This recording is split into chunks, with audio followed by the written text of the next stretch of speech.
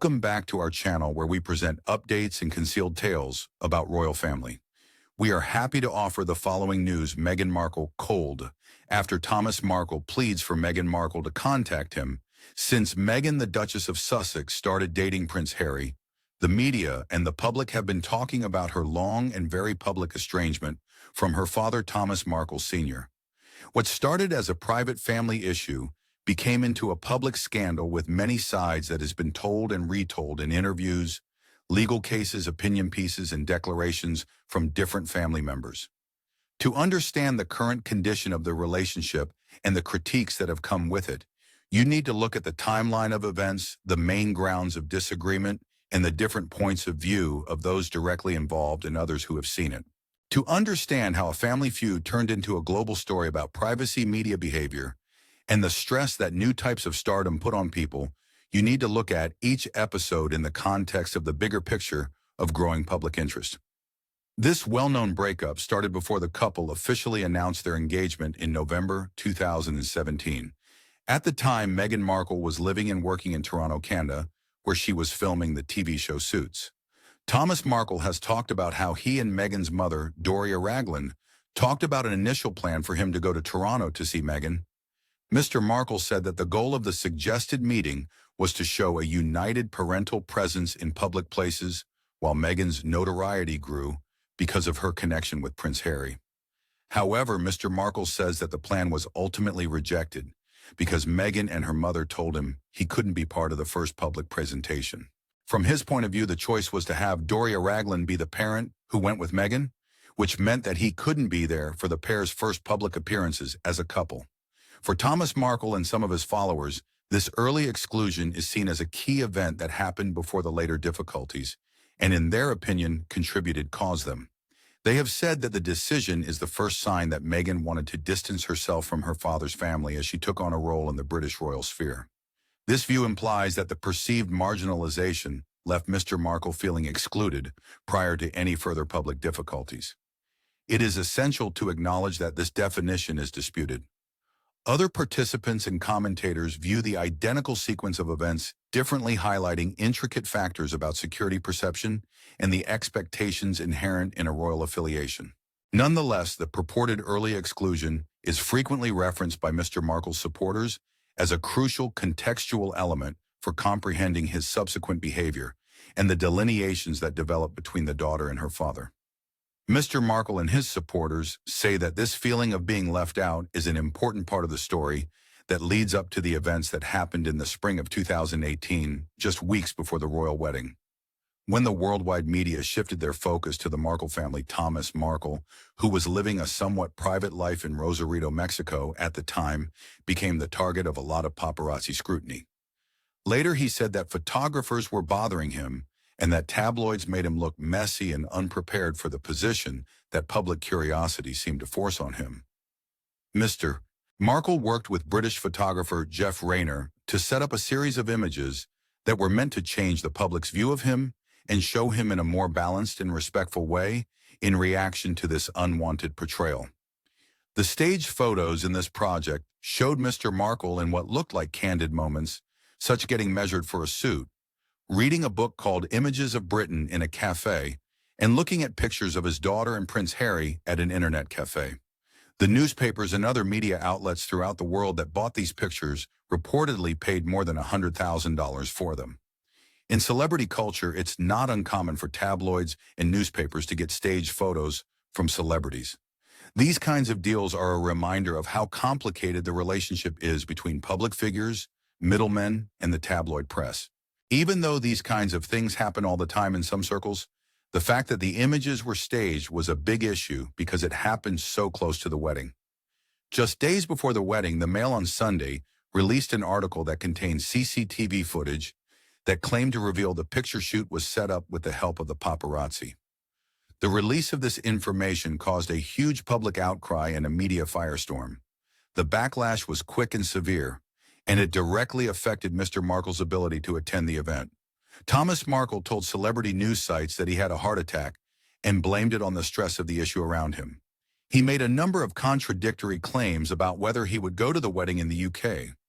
In the end, he said he wouldn't go since doctors told him not to after he had heart surgery.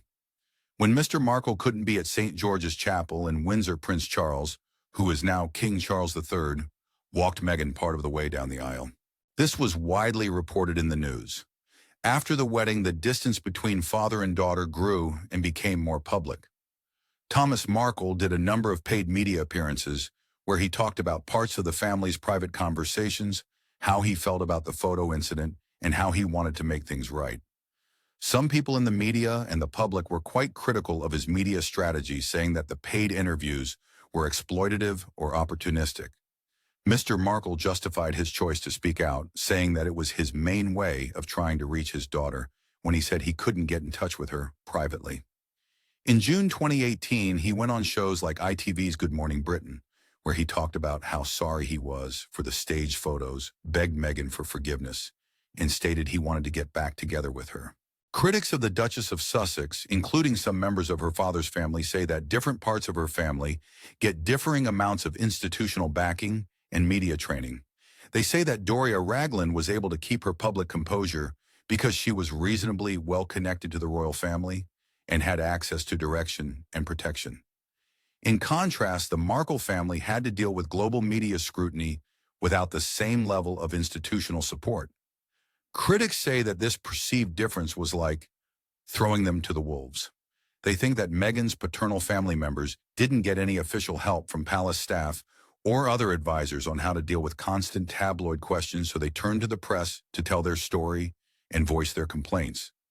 Samantha Markle, Meghan's father's half-sister, and Thomas Markle Jr., her half-brother, often wrote for tabloids where they publicly criticized the Duchess. This made the family's internal conflicts even worse. From this point of view, if the Markle family had been given the same protection or inclusion, the media coverage of the family's dispute might have been lessened. In her 2021 interview with Oprah Winfrey, the Duchess gave a different reason. She said that the royal institution had told her to follow a no-comment policy that included how her family members acted. This strategy, which is commonly used by public institutions to stop a story from getting worse, meant that she didn't publicly respond to many of the attacks or disclosures coming from her father and half-siblings. This advice was meant to safeguard Meghan and her friends by stopping the public back and forth of accusations and rebuttals. But she says that the constant and often harsh comments from her father and half-siblings made things very tense and finally impossible to handle. Her main concern was that she wanted privacy but was constantly being talked about in public. She said that telling someone to stay quiet in the face of constant attacks can ironically make it harder for that person to defend themselves. In February 2019, 5 of Meghan's unnamed pals did an interview to People magazine in the U.S. to defend the Duchess against what they called global bullying and try to change the way people thought about the situation. One acquaintance talked of a heartbreaking 5-page letter Meghan wrote to her father in August 2018 after the wedding, asking him to stop talking to the media and try to make things right. This account said that the letter was a sincere plea to fix the relationship. After the People magazine piece came out, Thomas Markle sent the letter to the Mail on Sunday, which then published long chunks from the handwritten letter. Mr. Markle said he had to distribute the letter because he thought the People article had its tone and content wrong. He said the letter sounded more like a final farewell than a request for peace. Meghan filed a lawsuit against the newspaper's publisher, Associated Newspapers Ltd, claiming invasion of privacy and copyright infringement after a private letter from the Duchess was made public. The lawsuit was a big step up, moving the fight from media soundbites and interviews to the formal legal arena where challenged documents, witness testimony, and legal arguments would be used to decide whose claims were stronger. The legal battle that followed lasted for several years and revealed confidential details about the family strife through the release of court records and witness statements. Meghan's lawyers said that the letter was a private message between a daughter and her father, and that it wasn't meant to be shared with the public. A&L defended its publication on public interest grounds, saying that Mr. Markle had a right to respond to what Meghan's friends said about him, and that the letter's contents were consequently newsworthy. In the end, a court made a summary judgment in Meghan's favor. This is a legal decision made when a judge decides that the main facts are not in dispute and that one party is entitled to judgment as a matter of law. The court supported that ruling on appeal, saying that Meghan had a reasonable expectation of privacy about what the letter said. In a legal sense, the outcome confirmed the contention that the letter should not have been made public. During this time of court cases and public arguments, Thomas Markle was always in the news. He kept doing interviews in which he said he wanted to make up with his daughter and see his grandkids Archie and Lilibet, whom he had not yet met. He said in at least one interview that he would keep talking to the press about once a month until Meghan got back in touch with him. He was frustrated at times because he felt like he was being kept out of family life. He said, in other words, "I will do a show once a month at the very least. I'll do another show if I don't hear from them." This strategy kept his situation in the public eye and kept the pressure on, but many people thought it was counterproductive because it would likely make his daughter even less willing to talk to him and make it harder for them to reconcile privately. The concept of public communication, or the mass-mediated voicing of private issues, has been a significant issue in the disagreement. Meghan and her supporters say that her father's constant dealings with the tabloid press have made it impossible for them to get back together. They say that by making private concerns public, he has made it harder for them to reach a private conclusion. On the other hand, Mr. Markle and his supporters say that these media appearances were a last resort for a parent who wanted to be heard when other ways of talking to him were closed.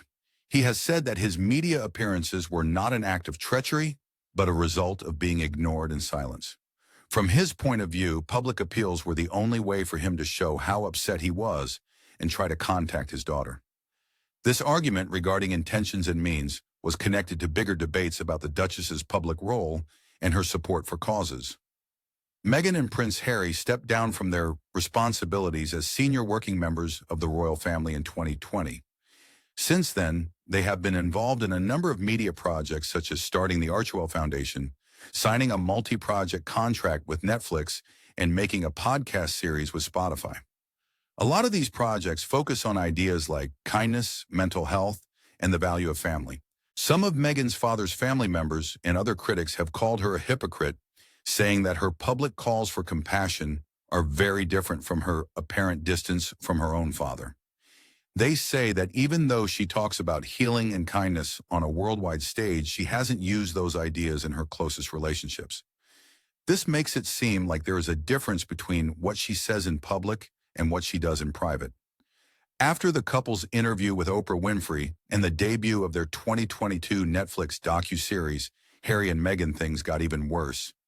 In those shows, they talked about how bad it was to be in the royal family, making serious claims of racism, not enough mental health support, and organized negative reports on them from inside the institution. These accounts were presented as an expression of their individual viewpoints and experiences. Nevertheless, they also served as supplementary evidence for some who compared Meghan's public critiques of the royal family to the public criticisms directed at her by her paternal relatives. The contrast allowed many to say that Meghan had set a precedent for talking about family problems in public, which made her family members more likely to do the same. In at least one interview, Thomas Markle made that same comparison, saying that Meghan had set a precedent for expressing private complaints in public.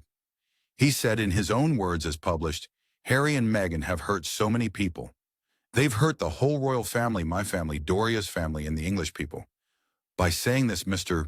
Markle implied that Meghan's public revelations about racial issues and mental health issues in the palace made his own public disclosures easier to understand because they took away the normal expectation of privacy. Critics of Mr. Markle's position say that the power dynamics and institutional contexts are very different between a royal institution and a single family. They also say that the decision to publicly share painful experiences about systemic issues is not the same as giving repeated tabloid interviews about a personal relationship. The royal family's official response to the Oprah interview was very calm. Buckingham Palace released a short, carefully worded statement on behalf of Queen Elizabeth II that acknowledged the seriousness of the issues raised and noted that some recollections may vary. This response was very different from the long and often emotional comments made by members of the Markle family in public. The palace's goal was clearly to keep things from getting worse in public and to protect the reputation and safety of the institution. However, individual family members who were not bound by institutional rules were giving unsolicited opinions. In May 2022, Thomas Markle had a serious stroke at his residence in Mexico and had to go to the hospital, which made the situation much more urgent. According to reports, the stroke caused a major loss of function, including the loss of the capacity to communicate. He needed a lot of therapy to go back to being able to talk and move. The news of his terrible sickness made people even more interested in the family feud. Siblings and other family members, especially Samantha Markle and Thomas Markle Jr., kept the public up to speed on his health and asked Meghan directly to get in touch with their father. The occurrence sparked a new surge of media conjecture and public debate over what the Duchess should do and whether or not she had tried to help her father get the right treatment. After the stroke, there were different accounts regarding whether Meghan had reached out first.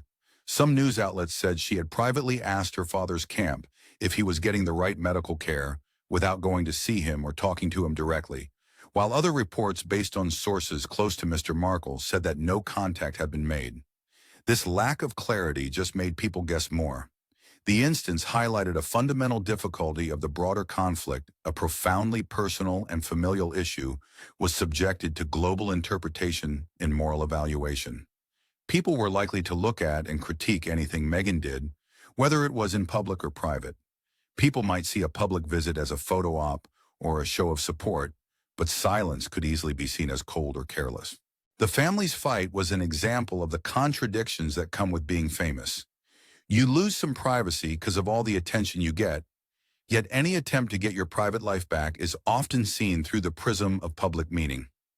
During the health issue, certain media outlets began to spread false tales and rumors that Meghan would think about having a public reunion with her father that would make money. These guesses suggested that any reunion could be turned into content, maybe as part of a high-profile interview or a docuseries which would make money. Meghan's supporters disputed or dismissed these claims, saying they were bogus rumors meant to damage her reputation even more. On the other hand, critics used the rumors to support a larger attack on the Sussexes, saying that they treated their private lives as parts of a business brand. These rumors, whether or not they were true, were part of the story that questioned the truth of any public reconciliation, making people doubt the intentions and the nature of reconciliation itself. The sum of these events shows that the fight between Meghan and her father's family is not one big thing or one small thing. Instead, it is a complex and interconnected story with claims of early exclusions, a media scandal before the wedding, a high-stakes legal struggle, and a long interchange of public remarks and interviews. The story is full of conflicting accusations such as betrayal, neglect, manipulation, and at times attempts to make up. People have quite different ideas about who is responsible and who is to blame based on how they read the facts and the reasons they think the main actors did what they did. From one point of view, Meghan is shown as the main character who took the conscious decision to cut ties with or stay away from family members she thought were problematic or dangerous when she entered a strong and closely watched new social circle. Proponents of this viewpoint assert that in making that decision, she did not provide her paternal relations with the same protection, guidance, or inclusion as appeared to be granted to her mother. They say that this failure put the Markle side of the family under tabloid pressure that they weren't ready for, and that Meghan then ignored calls for reconciliation and help during major health problems. From this line of reasoning, it seems that the Duchess is not living up to her own values of compassion when it comes to her family connections. From a different point of view, Meghan is seen as someone who was deceived many times. First, her father worked with paparazzi right before her wedding, which was an unforgivable breach of trust. Then family members chose to make money off of or talk about private topics. In this story, the stage photos and Mr. Markle's supposed lies when he was confronted were serious breaches that made it very hard to make up. Advocates of this perspective assert that in the face of recurrent public violations, a choice to disengage is a required type of self-preservation. People often point to Meghan's court victory in the dispute over the release of the private letter as proof that the daughter's right to privacy was infringed and that the father's actions put the family's closeness at danger for public notice. At the moment, the relationship is still broken and unresolved. Thomas Markle is still getting well after having a stroke in 2022. He is getting therapy and other help to help him get better and talk better. His kids, like Samantha and Thomas Jr., have kept talking about how they want Meghan to get along with their dad and how they want her to talk to him. Meghan, on the other hand, has not publicly talked about her father's sickness. she has kept quiet about it in public records. People have started to talk about that quiet and what it means, whether it was meant to shield someone, be a private response, or avoid more public attention. The greater significance of the debate resides in its illumination of tensions at the nexus of familial dynamics, celebrity, and contemporary media practices. It shows how personal ties, when they are made public, are hard to separate from public stories and business reasoning. It also makes us think about what institutions should do, including if a royal household should help and protect the extended relatives of a new member, and whether it is wrong for tabloids to make money off of private information. The story serves as a warning about how celebrity can break up families, how the public interest and individual privacy can be at odds, and how repeated public performances might hide chances for real private resolution. There is still a lack of clarity regarding how to come to a private agreement, despite the fact that all parties involved have taken a firm stance and have consistently voiced their displeasure in public. Not only do the public statements made by each side convey a certain point of view, but they also have an effect on how the general public and the media perceive the situation. Despite the fact that the primary individuals involved do not wish to engage in private talks that are not visible to the general public, it is quite likely that other individuals will still be able to read into their connection. The end result is a public spectacle that continues with private chats and public opinion, both weighing in on the worries of the family. Due to this, it is difficult to find a solution to settle matters in a calm and compassionate manner. Thank you for watching the video. Please let us know your thoughts and say goodbye for now.